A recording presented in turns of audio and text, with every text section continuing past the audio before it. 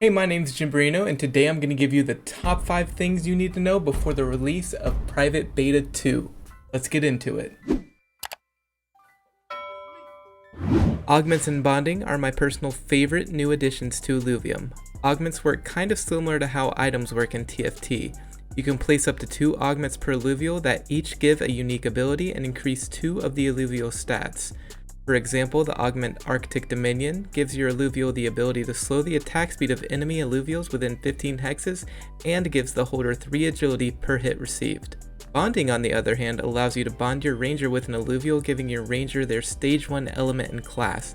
For example, bonding your ranger who has an air-bladed shield equipped to a ramfire will give your ranger the shock affinity and vanguard class.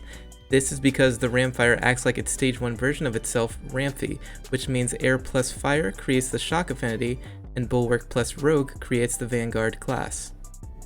There will now be an interest system in survival mode for PB2. Each round you will receive 10% of the mastery points you had left at the end of a one round.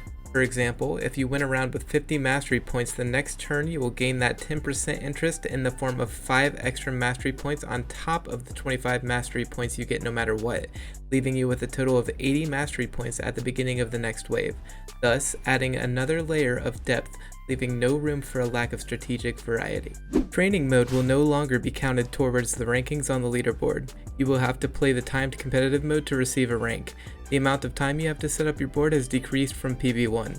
In the first beta, you had 60 seconds to set up your board each wave, and in Private Beta 2, you will have to start your run with 30 seconds on wave 1 and you will gain 5 seconds per round you complete, 35 seconds on wave 2, 40 seconds on wave 3, etc.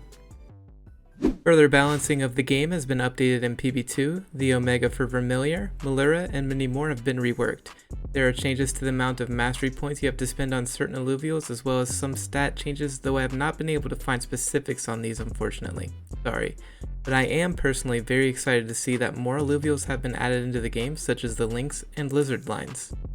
And lastly, it was previously stated that some of the Overworld would be released alongside Private Beta 2, but it appears as if this is no longer the case. The Overworld is most likely going to be released 6 to 8 weeks out past the initial release of PB2. To some this might be disappointing, but let's be honest, slow and steady wins the race. Wouldn't you rather the game be finished than it be released like Cyberpunk 2077? The devs have their eyes on perfection and I believe they have the ability to make that a reality. Let's all be patient, it's coming, there's no need to sell your ILV bags anytime soon. If you do, I'll buy it all at a very nice discount.